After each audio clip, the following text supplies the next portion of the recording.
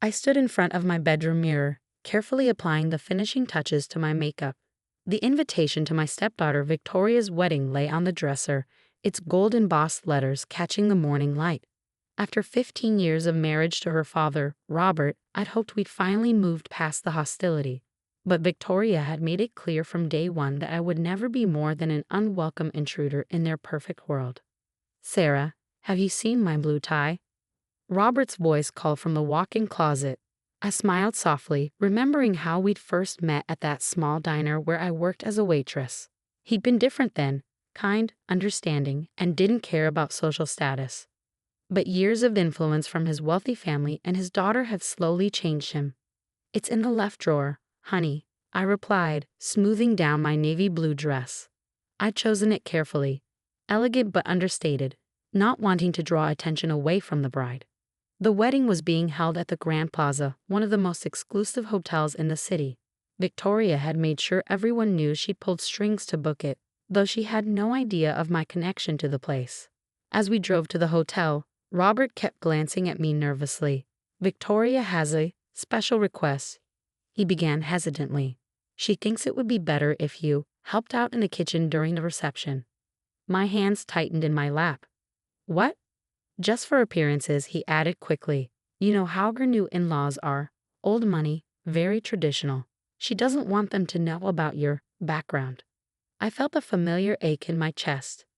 15 years of trying to be the perfect stepmother, of supporting Victoria through college, of attending every important event in her life. And still I was nothing more than the waitress who had married above her station. "Fine," I said quietly. Robert looked relieved, and I felt another piece of my heart crack. When we arrived at the Grand Plaza, Victoria was already there in her wedding preparation room. She looked stunning in her designer gown, but her beauty was marred by the cruel smile that crossed her face when she saw me. "Oh, good you're here," she said, looking me up and down. "The kitchen staff entrance is through the back. They're short-handed today, so you'll fit right in. It's where you belong anyway, right?" Robert shifted uncomfortably but said nothing. I saw my stepdaughter's friends hiding smirks behind their hands, and the mother of the groom looked at me with barely concealed disdain. "Of course, Victoria," I replied calmly. "Whatever makes your day perfect." As I turned to leave, Victoria called out, "Oh, and Sarah, try not to embarrass us. These people are actually important." I walked through the familiar halls of the Grand Plaza, my heels clicking against the marble floors. If only they knew that the Sarah Chen Hotel Group emblazoned on the hotel's logo wasn't just a coincidence. That the waitress they so looked down upon had built this entire chain from the ground up, starting with a small inheritance from my grandmother and turning it into a hospitality empire. But I had kept my success quiet, wanting my family to love me for who I was, not what I owned. Now, as I pushed open the kitchen doors, I wondered if I had made the right choice. The head chef's eyes widened when he saw me. "Mrs. Chen, we weren't expecting you today." I quickly shook my head, signaling him to stay quiet. "Just helping out today, James, Victoria's request." Understanding dawned on his face, followed by anger on my behalf, but he respected my wishes. I tied an apron around my waist and began helping with the wedding preparations, listening to the staff whisper in confusion about why their CEO was plating appetizers. Little did I know that this day would take an unexpected turn when my board of directors would show up for an emergency meeting about our upcoming international expansion. I had been in the kitchen for about 2 hours when my phone buzzed insistently. 12 missed calls from Marcus, my chief operating officer. I stepped into the walk-in freezer for privacy and returned his call. "Sarah, we have an emergency." Marcus's voice was tense. "The Singapore deal. They're threatening to back out unless we sign today. The entire board is flying in for an emergency meeting. We need you at the Grand Plaza in an hour." My stomach dropped. "Marcus, I'm already at the Grand Plaza." "But..." "Perfect. We'll be there soon. The future of our Asian expansion depends on this, Sarah." Before I could explain my situation, he hung up. I leaned against the cold freezer wall, my mind racing. The Singapore deal was worth billions, the biggest expansion in our company's history. Missing this meeting wasn't an option. Just then, Victoria burst into the kitchen, her white dress rustling. "Where is she?" she demanded, scanning the room until she spotted me emerging from the freezer. "What are you doing?" The appetizers aren't even done. Victoria, I need to step out for a bit. Step out? She laughed coldly. You're not a guest here, Sarah. You're the help. Or did you forget your place again? The kitchen staff froze, watching the scene unfold. Chef James took a step forward, ready to defend me, but I subtly shook my head.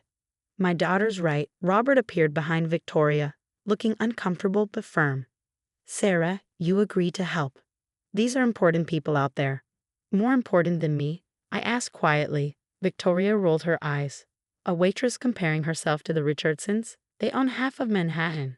Speaking of which, Mother wants photos with just the real family. You understand, right? The words real family stung more than I cared to admit. 15 years of trying to be a mother to her, and I was still an outsider. The desserts need plating, Victoria added dismissively. Try not to ruin them like you ruined our family photo albums. As they left, I heard Victoria telling her father, I can't believe you married someone so beneath us, Daddy. Thank God the Richardsons don't know. It would ruin everything. I stood there, hands shaking, when my phone buzzed again. The board had arrived early. Through the kitchen windows, I could see them walking through the main entrance, 12 distinguished men and women in business attire, led by Marcus. Suddenly, Victoria's voice rang out from the reception hall. What are all these people doing here? This is a private event. I took a deep breath and untied my apron. It was time. Walking out of the kitchen, I emerged into the reception hall just as Marcus spotted me. Sarah, thank goodness. We need your signature on the Singapore contracts right now. The room fell silent. Victoria's perfectly made-up face contorted in confusion. What are you talking about? She's just the kitchen help.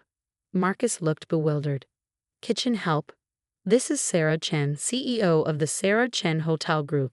She owns the Grand Plaza and our entire international chain. The champagne glass Victoria had been holding slipped from her fingers, shattering on the marble floor.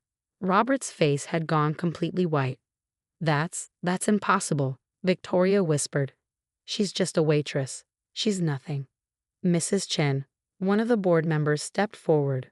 We have the contracts ready. Shall we use your private boardroom upstairs? Before I could respond, the mother of the groom, Mrs. Richardson, pushed through the crowd. Sarah Chen?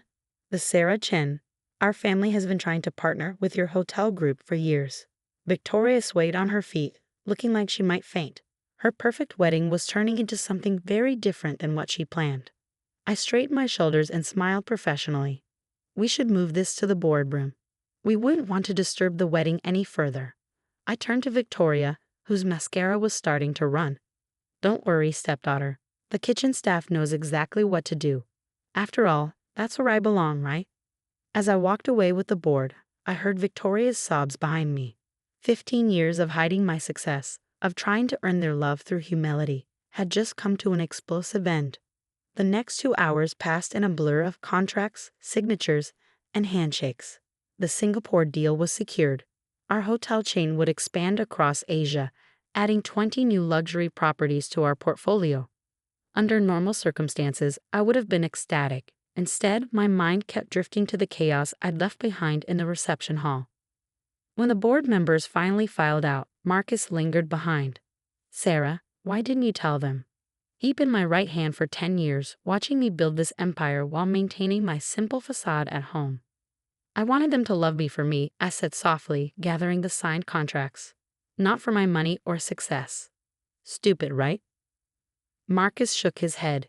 You're the least stupid person I know. You built a billion-dollar company from nothing, but maybe it's time to stop hiding your light. As if on cue, there was a knock at the boardroom door. Robert stood there, looking more uncertain than I'd ever seen him. His blue tie, the one I helped him find this morning, was askew. Can we talk? He asked quietly. Marcus squeezed my shoulder supportively and left us alone. Robert remained by the door, as if afraid to come closer. 15 years, he finally said. All this time? Yes. Why didn't you tell me? I laughed humorlessly. When should I have told you, Robert? When Victoria was calling me a gold digger at our wedding. When your family was spreading rumors that I was only after your money.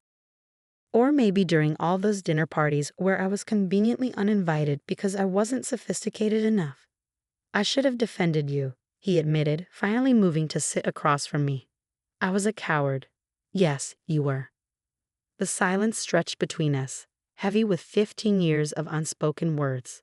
The diner where we met, he said suddenly. You weren't really working there, were you? I was. I met his eyes. I make every new hotel manager work in each department for a month. I believe in understanding every aspect of the business. That's how I maintain our 5-star standard. So when we met, I was doing my monthly rotation. I own 3 hotels already. I smiled sadly. You were the first person in years who treated me like a normal human being, not as someone to impress or exploit. I fell in love with that man. Robert buried his face in his hands. What happened to that man? He let his daughter and his social circle convince him that status was everything. That love wasn't enough. Just then, another knock interrupted us. Victoria stood in the doorway, her mascara streaked down her cheeks, her perfect wedding makeup ruined. The Richardsons left, she said, her voice small. They said they couldn't be associated with someone who would humiliate the CEO of the largest luxury hotel chain in the country. Isn't that ironic? I couldn't help but say, now you're the one who's not good enough for them. Victoria flinched as if I'd slapped her. I didn't know. No, you didn't. You never tried to know me. You were so convinced I was beneath you that you never bothered to see who I really was. I'm sorry, she whispered. Are you sorry for what you did, or sorry because you discovered I'm rich? She had no answer for that.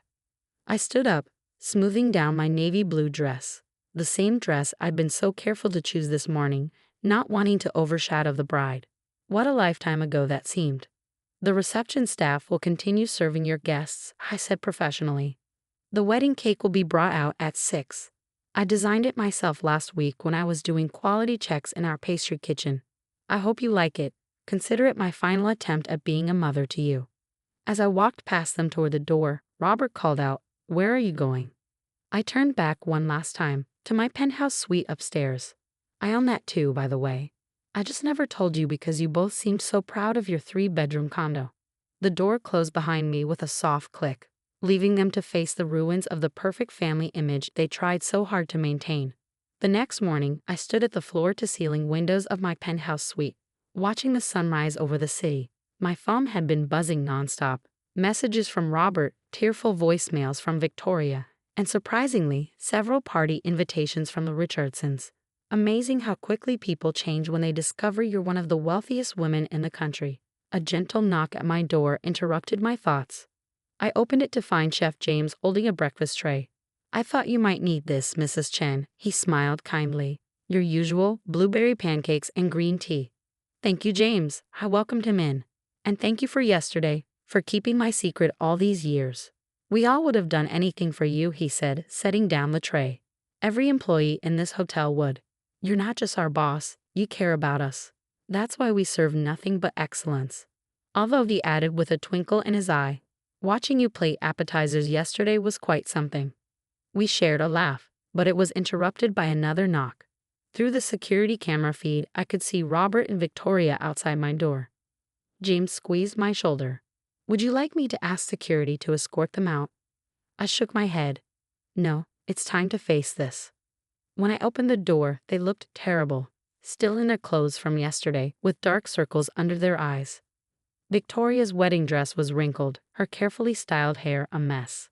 Can we come in? Robert asked hesitantly. I stepped aside, letting them enter. Their eyes widened as they took in the luxurious penthouse. The crystal chandeliers, the antique furniture, the priceless art on the walls. You've lived here all along, Victoria whispered. I stay here when I need to work late, I replied. Our home was always with you and your father. At least I thought it was. Victoria burst into tears. I've been horrible to you. All these years, I was so cruel, so judgmental. And you still tried to be a mother to me. I did. The birthday parties you organize, the college recommendation letters, the internship you helped me get. Her eyes widened. Wait, did you own that company too? No, I smiled slightly. But the CEO owed me a favor. I asked her to treat you like any other intern, no special treatment. You actually did well there. Why? She asked, her voice breaking. Why did you do all that for me when I treated you so terribly? Because that's what mothers do, I said simply. They put their children first, even when those children aren't technically theirs, even when those children reject them at every turn. Robert stepped forward. I know we don't deserve it, but please, give us a chance to make this right, to be the family you always tried to make us. I looked at them both, my husband who had lost his way, my stepdaughter who had finally seen past her prejudices. 15 years of pain and rejection warred with 15 years of love and hope. It won't be easy, I warned them.